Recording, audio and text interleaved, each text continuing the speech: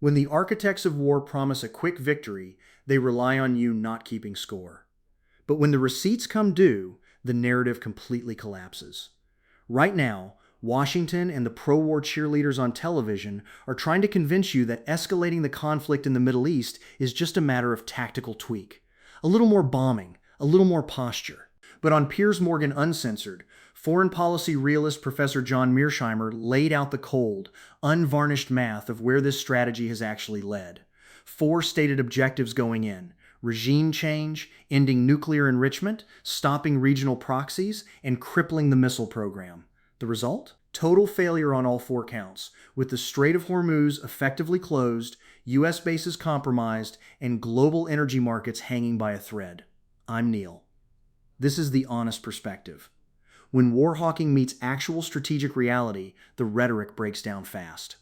Let's get into it. Where the hell are we? I can't think of many people better qualified to at least try and explain where we've got to with this Iran war. We've suffered a devastating defeat. You want to remember we went into the war with 4 goals.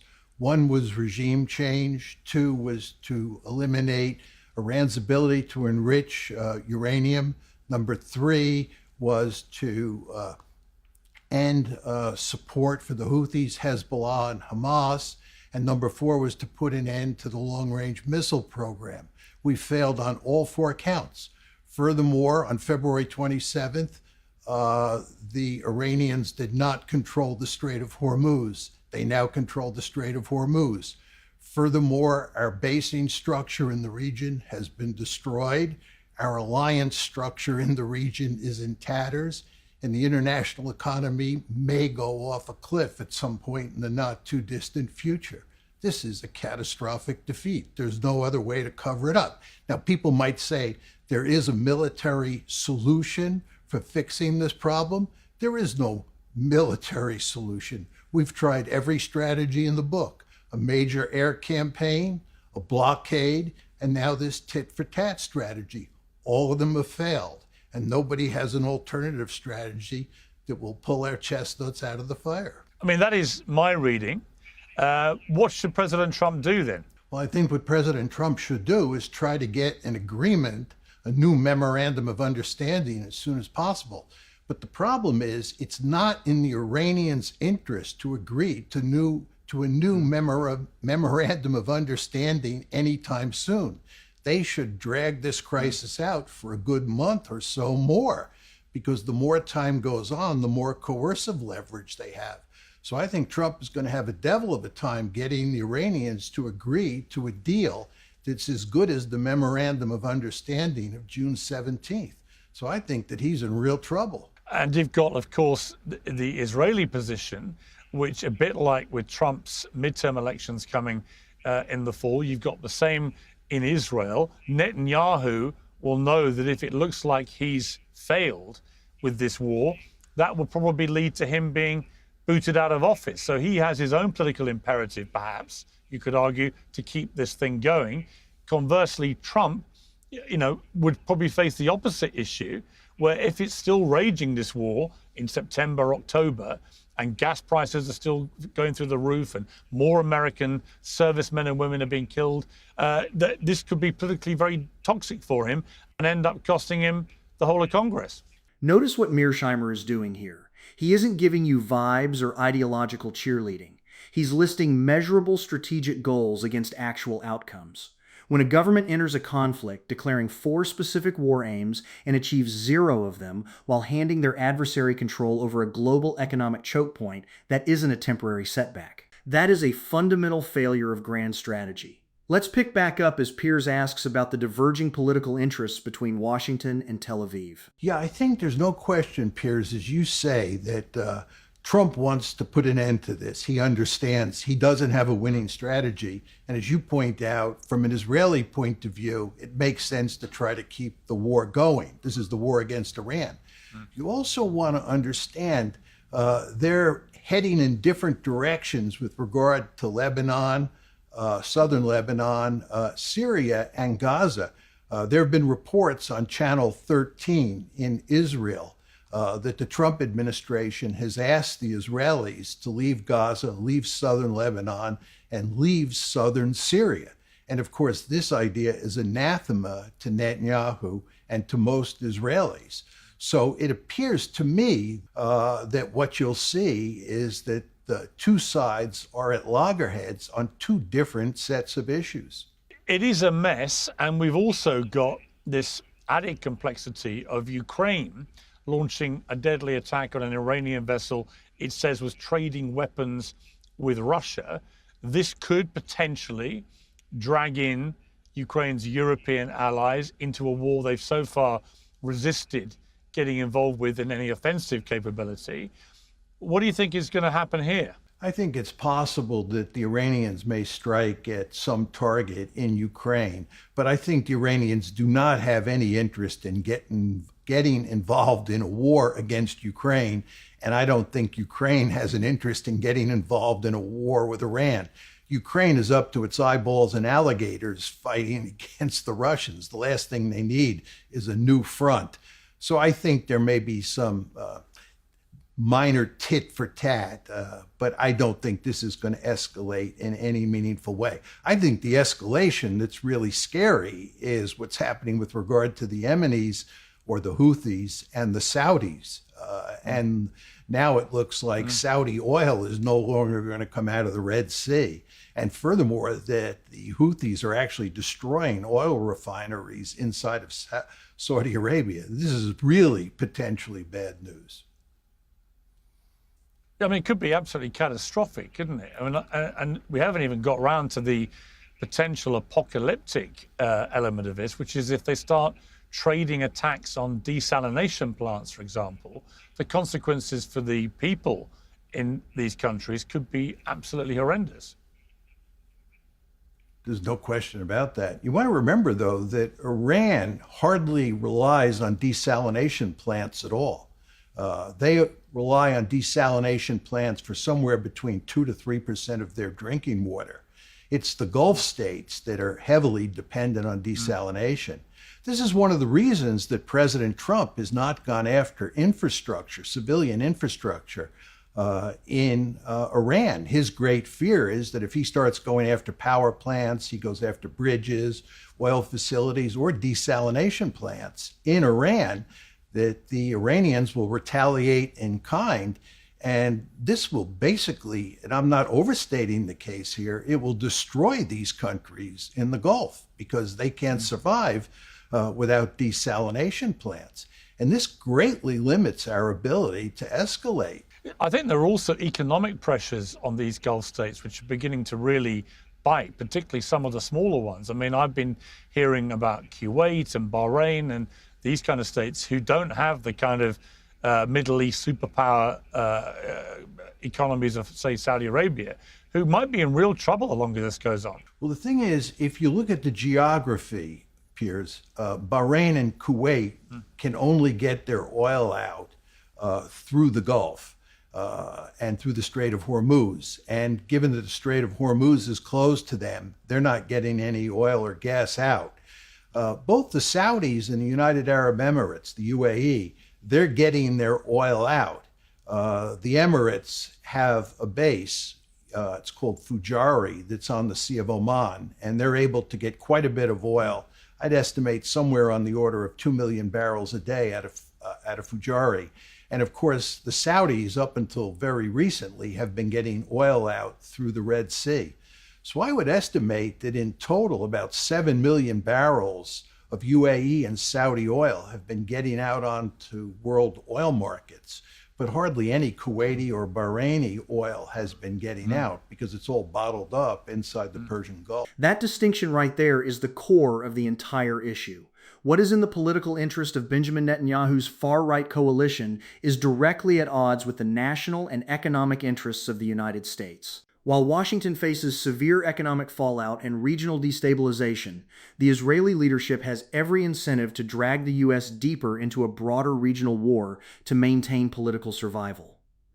Let's look at how this impacts the Gulf states and the economic leverage now at play. This extraordinary situation where Donald Trump announced he was signing a deal with Saudi Arabia which would potentially allow the kingdom to enrich uranium in future and to avoid the fullest inspection rights of the international watchdog. Now, you have argued before that it's rational that Iran should acquire nuclear weapons for deterrent purposes. Would you use the same argument with Saudi Arabia, given what's been happening? Absolutely. From Saudi Arabia's point of view, it makes eminently good sense to have nuclear weapons.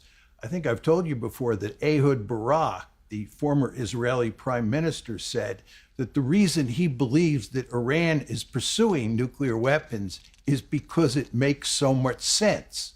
But the key, Piers, you always want to remember this, is that what's good for Iran or Saudi Arabia is not necessarily good for the United States. And in this case, it is absolutely not in our interest, not in America's interest, or Europe's interest for that matter, to see either Saudi Arabia or Iran have nuclear weapons.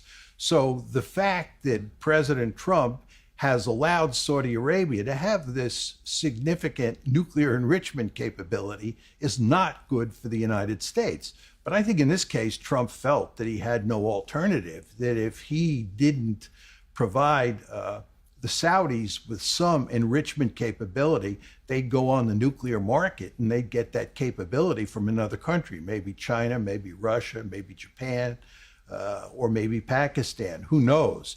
But Trump, I think, concluded that they were going to get a nuclear enrichment capability, and it would be better from our point of view, both economically and strategically, for us to be in control, and that we would be able to prevent any move by the Saudis to use that nuclear enrichment capability to get a bomb. I mean, President Trump's made it clear the deal is contingent on the Saudis recognizing Israel and joining effectively the Abraham Accords. Can Saudi Arabia do that politically for its own reasons, given what is going on in the Middle East right now? No, and that's why the agreement that was signed last Wednesday made no mention of that. And it wasn't part of the negotiating process because the Saudis would have never agreed to that. The Saudis have made it unequivocally clear that they will only agree to an Abraham Accord with Israel if Israel gives the Palestinians a state of their own or makes significant movement in that direction. And if anything, the Israelis are going in the opposite direction. As you and I have discussed on this show before, Israeli behavior in Gaza is, in my opinion, a genocide. And what they're interested in doing is cleansing Gaza. So the idea that they're going to give the Palestinians a state of their own in Gaza, or even in the West Bank, if you look at the pogroms that the Israelis are conducting in the West Bank, that's even more evidence that the Palestinians are not going to get a state. And the Saudis say that as long as that is the case, there'll be no Abraham Accord. So I think that President Trump is whistling in the wind when he thinks that he's going to get the Saudis to agree now, after signing the agreement last Wednesday, to all of a sudden agree to an Abraham Accord. How does this all end? I mean, take me forward to the end of the year. Where do you think we'll be? This is where the administration's fantasy completely hits a wall. For years, Washington political figures claimed they could forge normalization deals between Saudi Arabia and Israel while completely ignoring the Palestinian people and bypassing the reality on the ground in Gaza. Mearsheimer states it plainly. Riyadh cannot and will not sign on to an agreement while Gaza is being decimated and the West Bank is subjected to ongoing violent displacement. The attempt to sideline Palestinian human rights has failed strategically just as badly as it failed morally.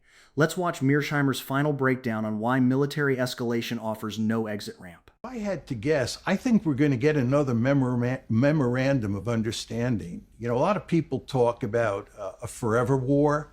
There are really sort of two big options besides a peace agreement or a memorandum of understanding. One is escalation, and the other is a forever war. We just go on with these tit-for-tat attacks against each other. I don't think that you can have a forever war because I think the economic consequences rule that out. I think the longer this war goes on, the closer we get to going off the cliff and ending up with a worldwide economic depression. So this war has to be shut down. And one of the incentives to escalate is because people recognize you can't have a forever war and that this has to be shut down. So they say, let's escalate. But as you and I both know well, Piers, there is no escalation option here. If there was an escalation option, we would do it, right? And in fact, if you look at the most significant military campaign that we've waged in this war, it was the 40-day strategic bombing campaign between February 28th and April 8th. And we ended it, and we never started it up again because it was not a campaign, an air campaign that could produce victory. It was just not in the cards. So we have no escalation option here. Some people talk about putting ground forces in. We don't have enough ground troops to invade an island, much less invade the country of Iran. And furthermore, if we invaded Iran, the Iranians would win that conflict. And furthermore, the American people have no interest in a ground war in Iran. So we have no military option here. And what's going to happen, I believe, I'm not 100% certain, but I believe that President Trump will sign another memorandum of understanding, and the terms from our point of view will be worse than the terms of the 17 June memorandum of understanding. But I think this war will come to an end by the end of the year. What John Mearsheimer laid out on that panel isn't just a critique of one specific military operation or one administration's blunder. It is a brutal autopsy of an entire foreign policy doctrine that has governed Washington across multiple decades. To truly understand why the United States finds itself trapped in this situation, we have to look past the cable news graphics and examine the historical pattern. Washington has spent the last 40 years operating under a dangerous delusion. The idea that overwhelming conventional air power and economic sanctions can forever bend complex foreign nations to its political will. We saw this exact same intellectual failure during the Vietnam War, where military planners relied on what analysts call the structure fallacy. The belief that if you simply destroy enough infrastructure, drop enough tonnage, and hit enough tactical targets on a map, the adversary's political leadership will eventually surrender. But asymmetric conflicts do not work like conventional military battles. When a state or a non-state movement is fighting a war of survival or regional dominance, their victory condition isn't outgunning the superpower. Their victory condition is simply outlasting the superpower's political patience. Look at the history of the Persian Gulf. During the tanker war of the 1980s, the United States Navy deployed massive resources to escort reflagged Kuwaiti tankers through the Strait of Hormuz. Even then, against a vastly weaker Iranian naval force, simple, cheap sea mines and fast attack speedboats caused catastrophic disruptions to commercial shipping, soaring maritime insurance rates, and driving up global energy prices.